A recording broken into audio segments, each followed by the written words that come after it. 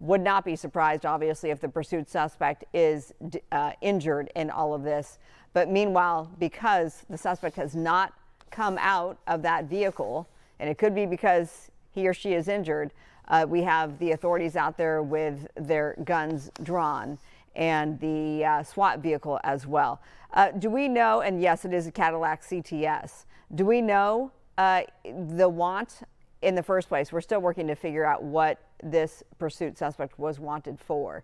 But to bring out the armored vehicle, it has to be something very serious. I mean, this suspect would have to be considered very dangerous. So we are working to get some more information as we now have a zoomed in view of this pursuit crash. I mean, that is just a head-on collision against the concrete barrier. The concrete barrier won on that one. So it's hard to see. Usually in these situations like this, we're able to see the airbags that have been deployed, but because of those tinted windows and because that window does remain intact, we can't see anything inside. So authorities out there, it looks like, let's see, I'm looking at my stage manager right now, guns drawn. Still guns are drawn. It's hard for me to see clearly, but yeah, absolutely, guns drawn. Very serious disposition on behalf of officers out there, and you see the canine as well. So they've got the canine, the armored vehicle, guns drawn. Riverside County Sheriff, I just saw their logo out there as well. So they are the responding force behind this. This is something we will continue to watch. And do we have an exact location just yet? Okay, we're working to get that to you. But again, this is Jurupa in Riverside County as we're working to get a little bit more. Belgrave Avenue, I'm being told. If you are watching us from Riverside County, you probably know where that is in Jurupa. Belgrave Avenue. Looking this up to see if I can get more of a pinpointed location, but nonetheless, still no movement from inside the vehicle. It will be interesting to see if first responders like firefighters, paramedics arrive to help deal with the situation, because again, it would not be at all surprising to learn that the suspect behind the wheel is injured, may not even be conscious at this point. We don't, obviously have ears on the ground, so maybe they have already made contact with them. They could be on a cell phone. There are endless scenarios that could be playing out down below. So we'll keep a watch on this. We're going to take a quick break on the stream and update you accordingly. Again, you're watching the end of a pursuit crash, now standoff in Riverside County. More to come on the Fox Local stream. We'll see you in 2 minutes.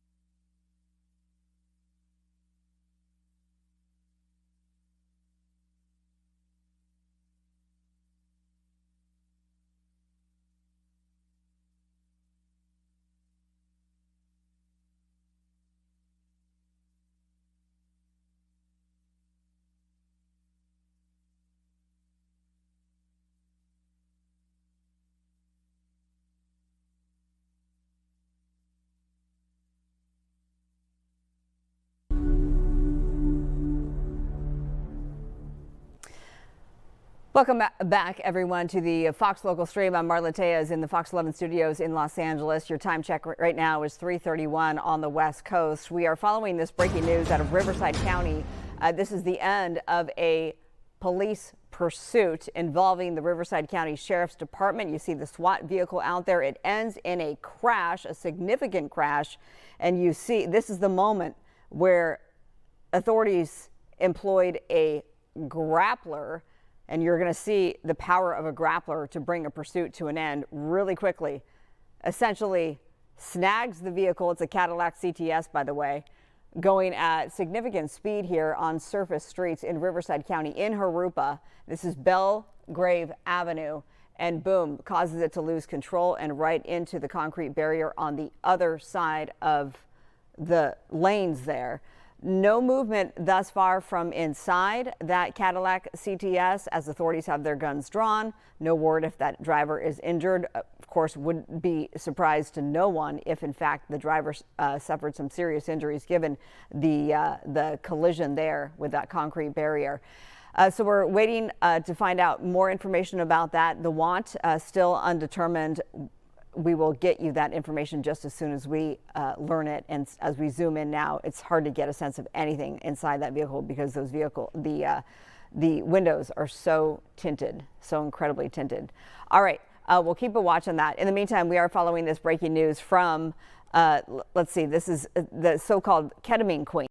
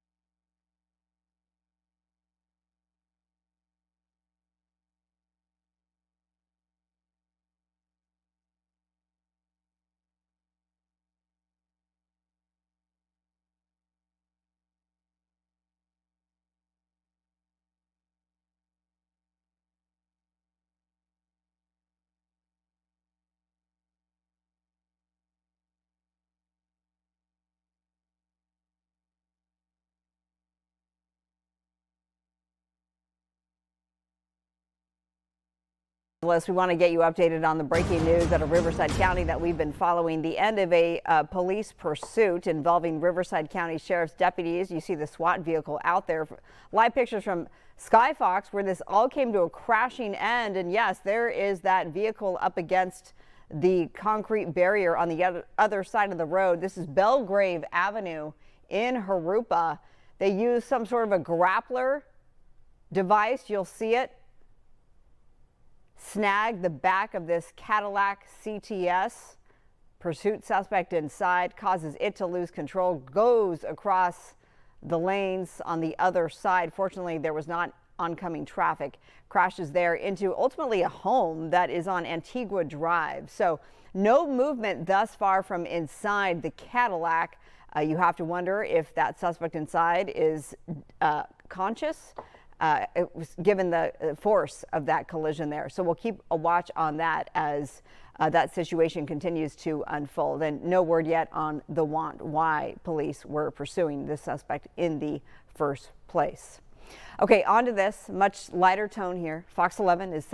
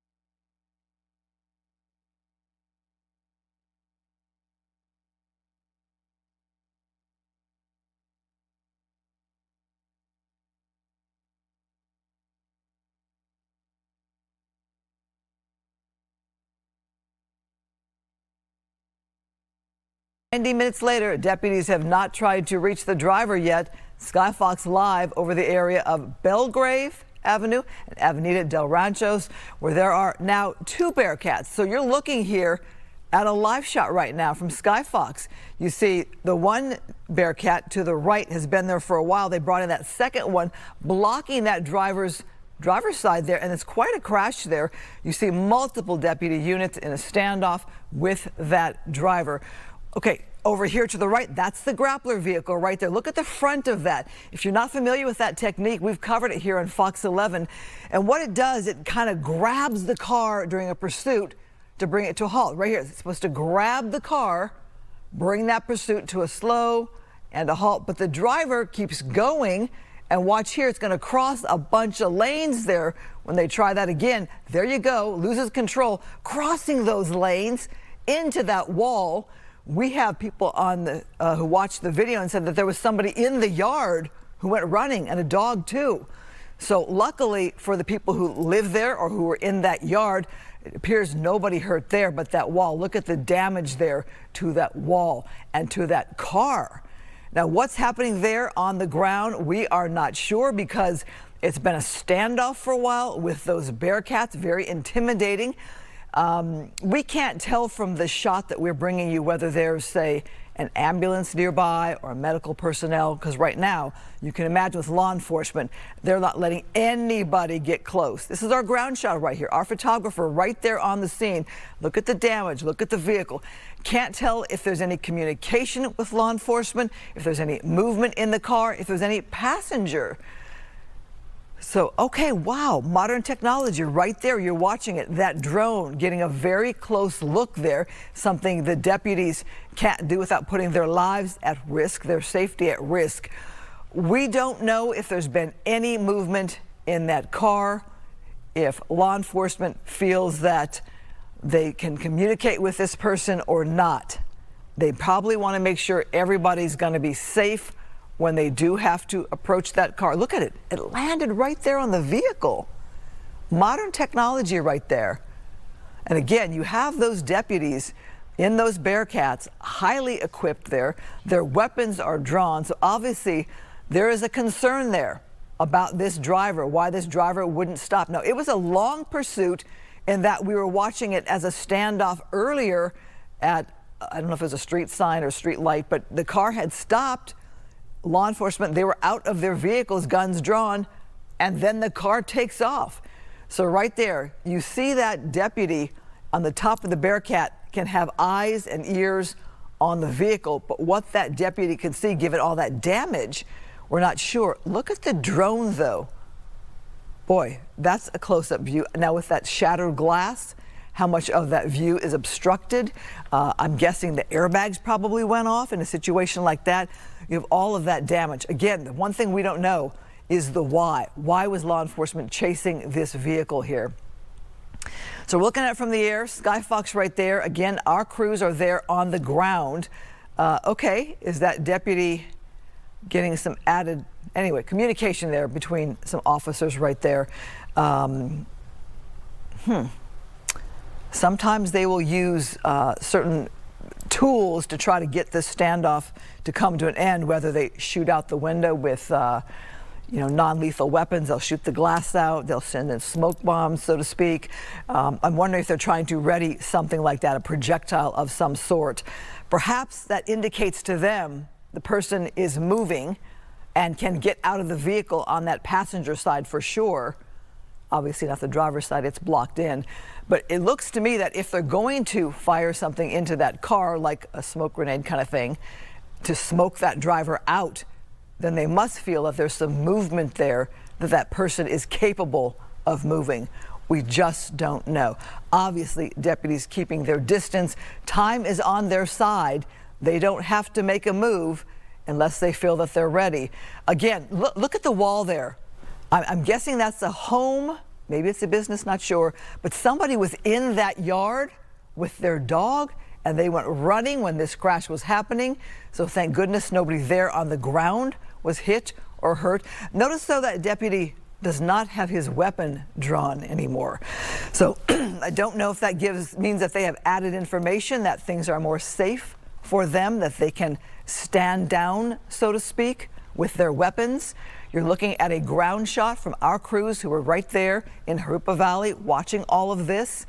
You know, not sure again if there's just one person in that vehicle, but we've seen absolutely zero movement. We've been watching this since about 3:20, give or take. It's now 5:05. All right.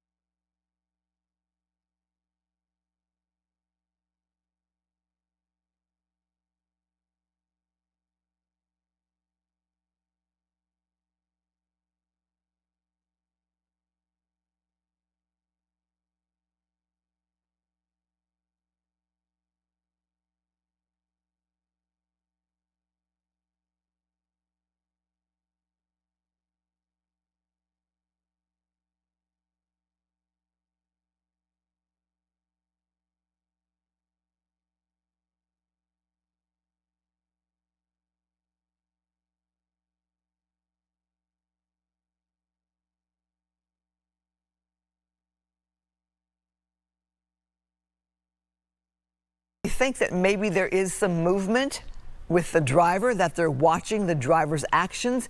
If they're going to shoot something else into the vehicle, they can see the driver reacting. But if you're thinking the driver is capable of getting out of the vehicle, then that's something they're going to watch for. A lot of deputies there on the scene. A reminder, this was a failure to yield in Jurupa Valley. And right now, a lengthy standoff with a lot of manpower, a lot of equipment, a lot of tax dollar expense there.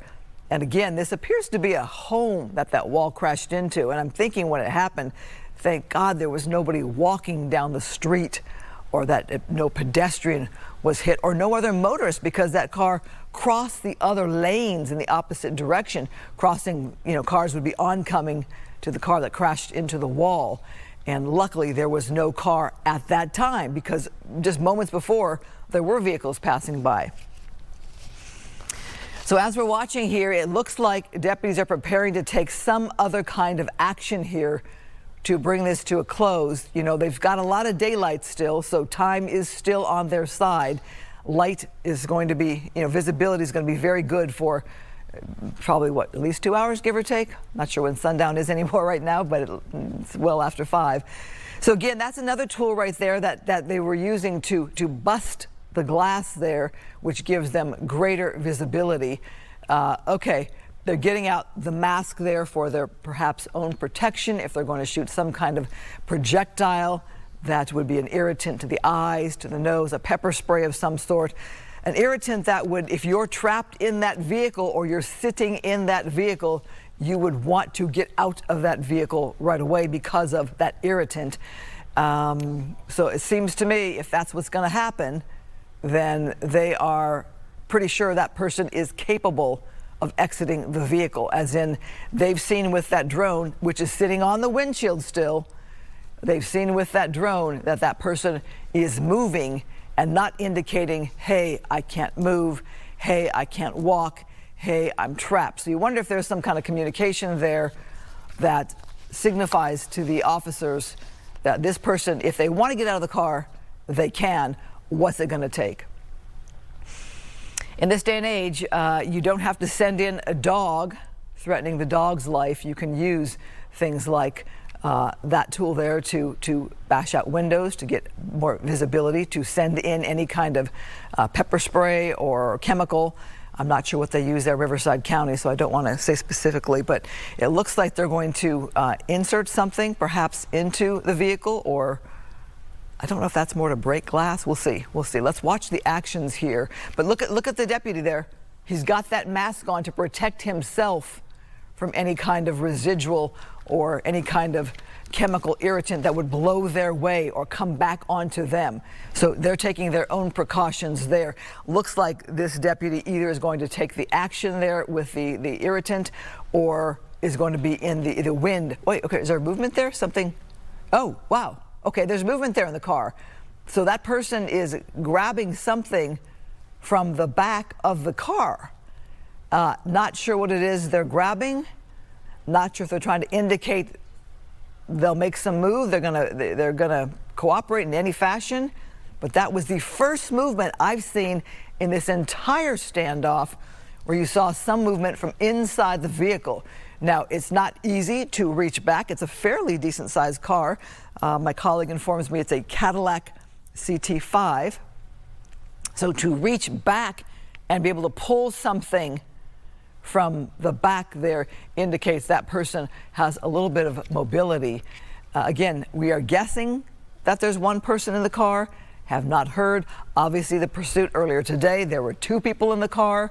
In that pursuit, one person died, another arrested, and that was a standoff and shootout with police there, LAPD. So you're here now in Riverside County, and you're watching really technology at play here with those Bearcats and the ability to not have an officer have to go in and approach that vehicle. Again, we've been dealing with this pursuit here in Jurupa Valley for 2 hours now. Not the standoff necessarily for 2 hours, but this all began 3:20 p.m. here in Southern California. We do know that lots of people watch us from around the country and elsewhere. Yes, another pursuit ending here in Southern California. The box shot you see there is our crew on the ground. Okay, some movement there, right there. Some movement there. That deputy there is maybe clearing. Okay, yeah, some kind of irritant there. Gas of some sort, perhaps. Trying to smoke out that driver. Okay, but look how it blows back out of the vehicle. If you are that deputy up there with that stick, it can go right at you. See him holding that gas mask against his face to protect from the irritant. But you can see how irritating that would be if it's coming at you. It is blowing back towards the deputy, so you have to wonder how much is going inside the car and for how long that person with no gas mask can withstand this. All right, Tim Lynn, our police specialist, bring us up to date here with this immediate scene right here with what that deputy has inserted into that vehicle and how it works. It's a gas canister that is on the end of that pole that emits the tear gas, which is basically a very fine powder. You can see it's completely filled the interior of that car. If you look at the windshield, it's completely white. So it is getting a good saturation inside that car. So if the driver decides to stick with it, he's going to have to overcome that, as well as he's blocked from the left to get out. So he's going to have to come out that right-hand door. So they've kind of, well, looks like he might be, or just moving stuff out of the way. It's just a matter of now giving him the incentive to get out, because staying in there with that much gas is very difficult. I have seen in the past where they've used 2 to 3 different canisters into the car to get somebody out, and they stick with it. And I don't know how they do it, because I've been through the gas training where they put you in a building and set one of those off, and the first thing you want to do is get out. So how a person can be able to handle that is beyond me, but they do. Suspects have a strong will at times not to give up, and when they do things like this. But the reason they put it on the end of a pole like that is to control it so it doesn't get inside and cause a problem once it gets in on the interior. So they can hold it there, let it disperse, not come out, put another canister in if needed, and put in a second canister if this person doesn't give up. For some reason, they're not advancing on this car with shields and things of that sort. I have not heard what the actual initial want was on this vehicle, but obviously with the SWAT being called out and the speed at which the SWAT team is working here, very, very slowly, very methodically, bringing in equipment, getting in position, making sure everything is in their advantage coming up on this vehicle. So they must have some information that really gives them pause to be able to approach this car, because they're not exposing themselves whatsoever to the person inside this car. So, Tim, as we're looking at this here, we saw that the tear gas was blowing back, even back on towards the deputy who inserted it into the vehicle. But you're pretty convinced that enough would go into the vehicle that would cause a problem for the average person? Oh, yes. I mean, if you looked at it there, as I explained it, it showed the windshield was completely whited out. That's that white powder. It's not actually a gas. It's a microfine powder that is dispersed by smoke. And the smoke is in the canister. It burns. That smoke then carries that microfine powder out, and that's what the irritant is carried by. And when you saw the front windshield of that car, you saw it turn completely white. That indicates to me they're getting good saturation in there. So now what they'll do, it looks like, is they're going to wait and see if the driver now wants to give up, because the powder or the irritant isn't gone. Just because the smoke is gone, that car is completely filled with that microfine powder. So anything in there is now contaminated. The hands, the face, the hair, the clothing, anytime he moves or that driver moves, going to get another dose. So it doesn't go away just because the smoke isn't visible. So yeah, it's just they're trying to see what will happen now once they put in that first canister. And as you were talking, I'm sure negotiations are going on with the PA system or verbally from the officer hanging out of the hatch on the top of the armored vehicle. So, they have to take their time, and they've decided to run this in a very methodical way.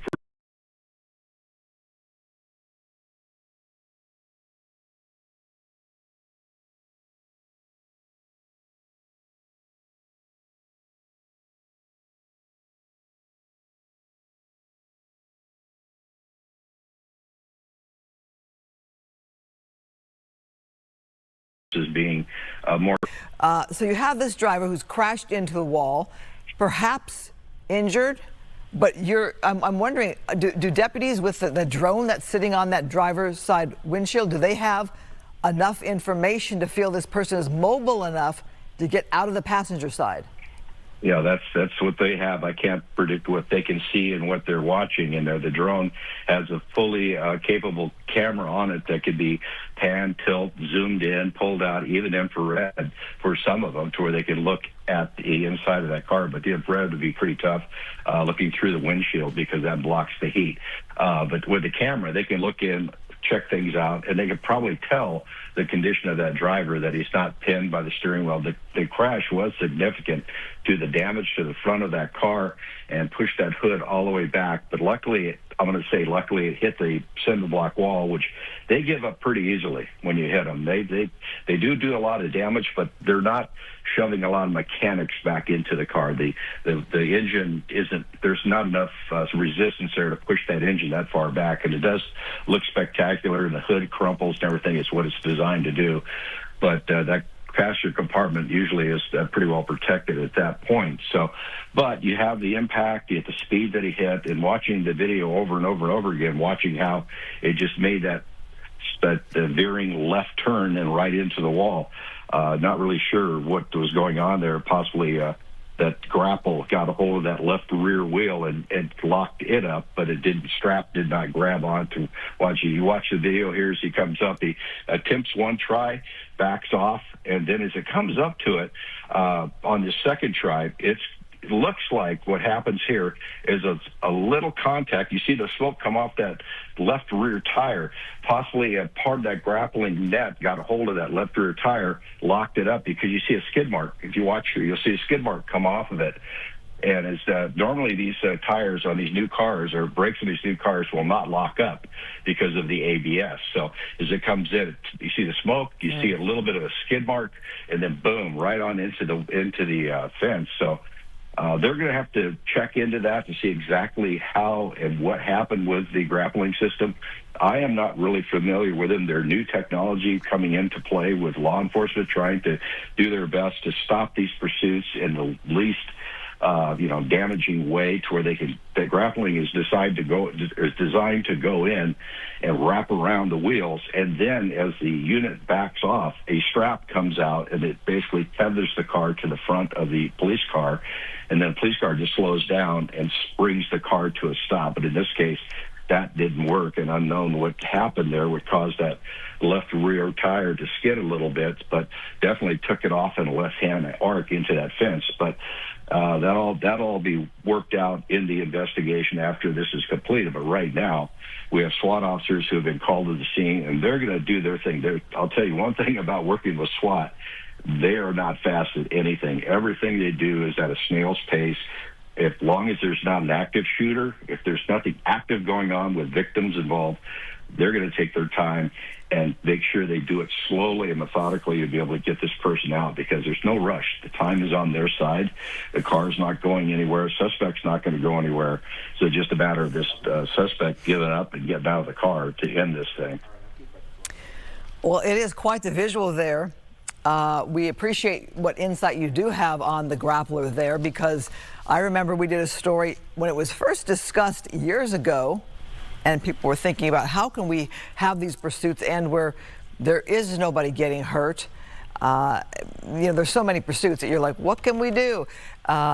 We did a story not too long ago showing them in action, and then now we have this here. Let's just talk about the video here, where they first use some of their other tools earlier to try to break that window to then insert that tear gas into the vehicle. So talk about just the tools that they have without putting their body in danger. Right. They'll use all kinds. The most inventive people at the police department are the SWAT officers, because there's officers that are in the SWAT teams that come up with all kinds of things, and they're all across the country coming up with a new idea on how to deliver. I mean, back in my day, you would use a pike pole from the fire department, and you'd duct tape a canister on it. Looks like I've got movement here in the car. You saw something there. Yeah, see? that's video from earlier. Oh, okay. Yeah, video from earlier. That was the first movement, Tim, that we saw at all. First at all. Okay, so I see the live up in the left-hand corner. Yeah. But yeah, obviously that drone operator has seen this person moving around. So anyway, they back in my day, you'd just duct tape a canister on the edge of end of a pipe pole and jam it through the window. Now they've come up with these fancy extending poles with all the controls on it to where they can put it in the car where they need to put it in. And then other things that they come up with to be able to protect the SWAT officer from having to expose himself getting up to this car. So, every day is an evolution of technology, and somebody will try something new that works. Sometimes you'll try something that doesn't work. And I said the most inventive person is that SWAT sergeant or SWAT officer that's his main job, is to figure out how they can make it easier and safer for the officer. And they'll come up with some pretty amazing things. So I always have a lot of admiration for the SWAT teams and special enforcement bureaus that are out there that put all this stuff together, and the way they operate. Like I said, they do not go fast. Everything is slow and methodical. And what that does is protects the suspect and also protects the people around them. It's where you don't have, a lot of policemen with a lot of guns, downrange, and then one round goes off, then you have a bunch of sympathetic fire go off and bullets going everywhere. Those days are pretty much over. And when the SWAT team shows up, they take over the scene. Uniformed officers pull back to the outer perimeter, and they let the officers do their thing now. So as you see, the tape here is they're pushing glass out of the way, now pushing that in, and then he just pulls a ring on the end of that hook, into that extension pole, which now puts it into the car. And as you said, Christine, it kind of looked like it was getting out, but once this shot pulls out a little bit, see the windshield fill up? So that's telling me the whole car is filling up with that smoke or that powder, and a good saturation is being affected here. So, this pretty tough guy in there put up with that much gas and that much irritant in there to be able to stay for as long as he has afterwards. So I would not hesitate to think that another one or two canisters are going to go in, trying to convince this person to get out of the car, because there's some reason they don't want to approach that car and bust the window out and open the door and pull him out, because they probably have information that he's either armed or there's something with the car that they don't want to put officers in harm's way. Tim, let me welcome our viewers at 5:30 here on Fox 11 News here in Los Angeles, as we are watching still the end of a pursuit in Jurupa Valley, Riverside County. You're looking at that big screen, which is video from earlier when they were able to bust open that back window, use that pole there to put in some tear gas, and still no movement from that driver. Now, I say no movement in that the driver has not come out of the vehicle. You see the deputy there with his own gas mask on for his protection there. We did see some movement shortly before that where the driver was grabbing something in that back area. Now, this pursuit started at 3:20 p.m. We've been covering it here on Fox 11 for over 2 hours now, and it was quite the wild ending with the use of that grappler and the car spinning off into a wall where there was a person in the yard and a dog. They went running, but the driver has not exited that vehicle. So, Tim Lynn, as we bring you back in, we remind our viewers that they are watching the live shot on the top screen, which is now the full screen. That is our ground crew, our photographer, Joab Perez, right there on the ground, bringing us that live shot right there. We are hearing that they put the pole back into the car. I don't know if they're indicating to the driver, hey, another round is coming, because you mentioned, Tim, that they'll do more than one round of the tear gas. But what does that tell you about a suspect who's apparently not showing any sign of exiting the vehicle after round number one of tear gas? What is that? Any insight? It's not your normal everyday 8 to 5 person who goes to work, comes home, eats dinner, then heads off to work the next day. It's somebody who is really determined to hold in there, because, like I explained earlier, having gone through tear gas training, it is not a fun experience to be exposed to that. And for this person to be able to sit in there and get the first dose come in and load up the car. And as I explained, it doesn't go away just because the smoke disappears. There's still that powder in there. So he's continually being dosed. Every time he moves around, or he or she moves around inside that car, is getting dosed. And for somebody to be able to hold in on that, it kind of tells you that, they're a pretty tough person, or either they have some type of narcotic or a drug on board that's deadening their senses.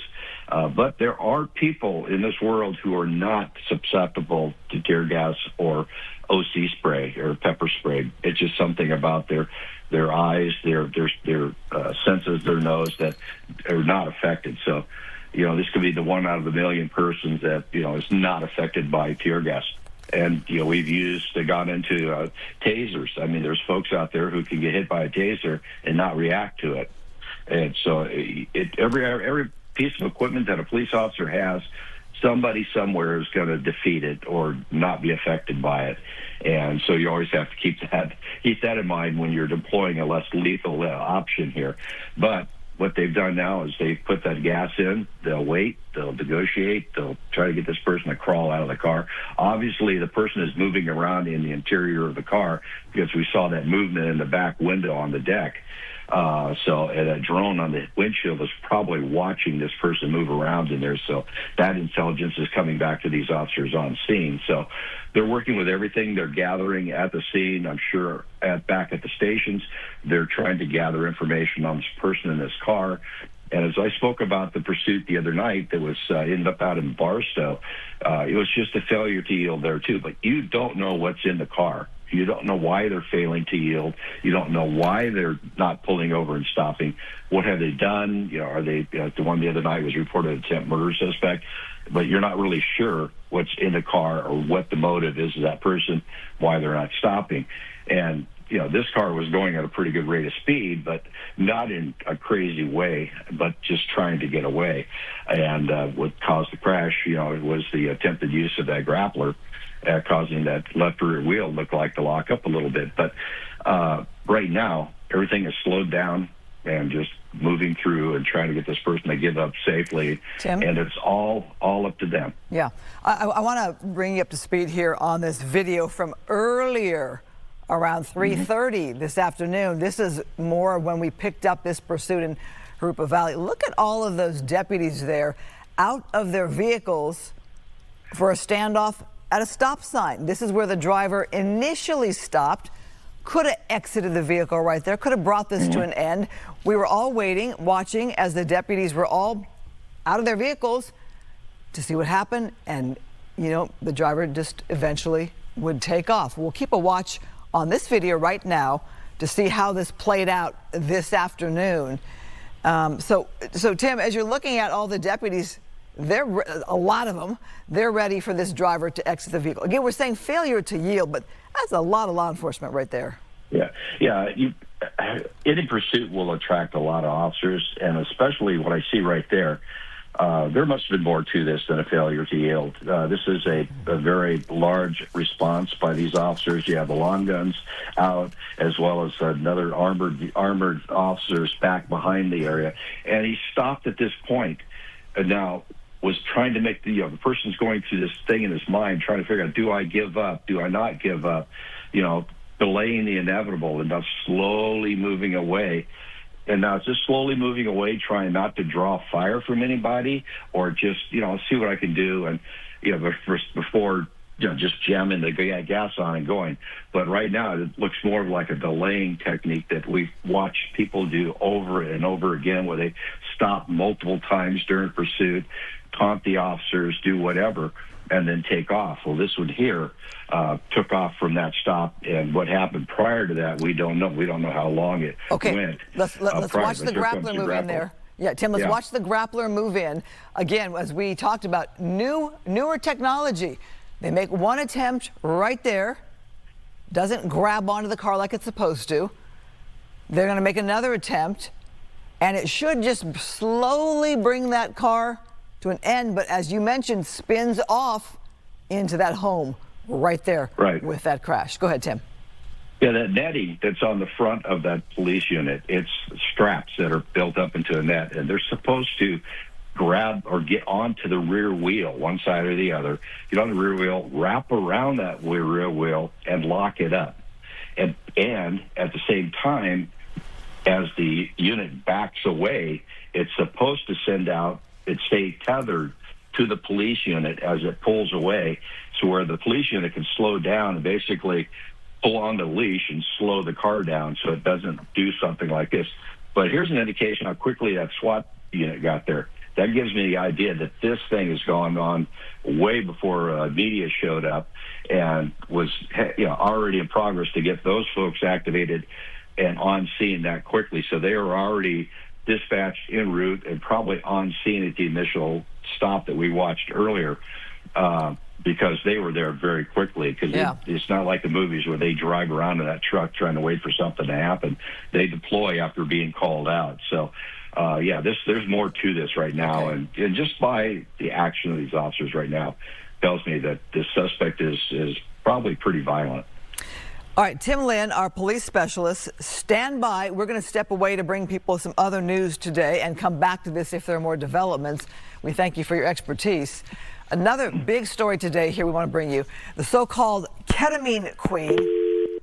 Back to Tim there. The so-called ketamine queen is sentenced to 15 years in prison for selling actor Matthew Perry the drugs that killed him. Fox 11's Christina Gonzalez has the story. I'm bitterly disappointed. Defense attorneys react to the 15-year sentence handed out to Jasvin Sanga for supplying the ketamine linked to the death of actor Matthew Perry in October of 2023. No comment from the prosecution.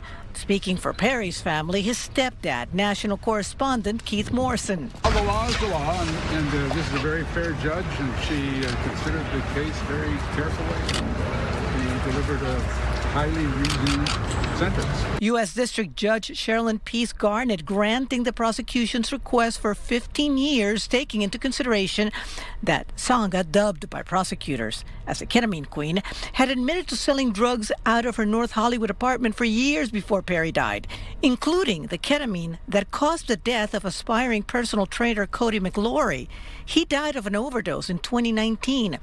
Sanga, seen here on her Instagram account, was never charged with McLaury's death. But today in court, the ketamine queen broke into tears as McLaury's own sister, Kimberly, told her that if she had stopped dealing after her brother's death, Perry might be alive today. Sanga herself addressed the court and looked at the judge, never at Perry's family, while saying she was sorry. You have a hard struggle. You wake up and make a business feeding the addictions and children who are desperate for darkness. The last two people to be sentenced include the go-between, the distributor who hooked up Sanga with actor Perry's assistant. And that assistant himself, the one who administered a lethal dose, he's also said to be sentenced. He faces 15 years as well. I'm Christina Gonzalez in downtown Los Angeles, Fox 11 News. We take you back now to Jurupa Valley, to that standoff. There has been some movement. Hard to see with that shot here, but we do have our photographer, Joab Perez, who's on the camera giving us this visual.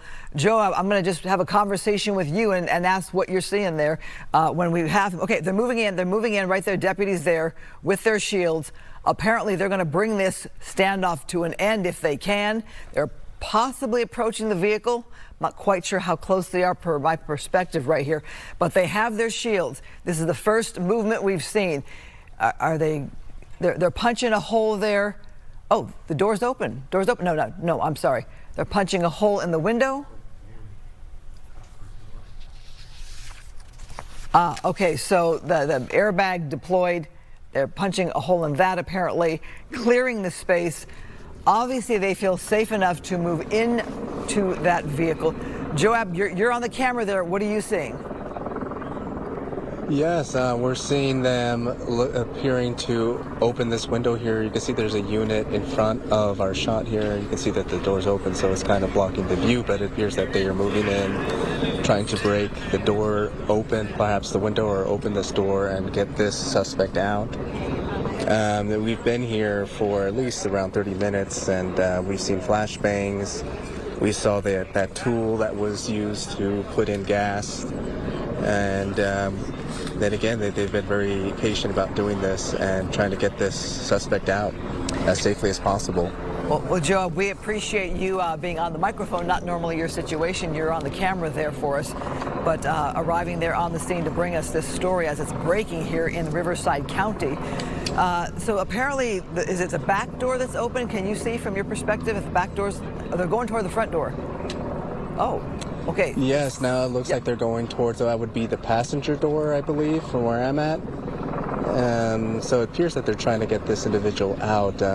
It appears that he's quite, we don't really know his situation, if he's trapped in there. I think I've been hearing you guys say that he has looked to grab something from the back at one point, and you've seen some movement, but we're not fully aware of his mobility or her mobility at this time.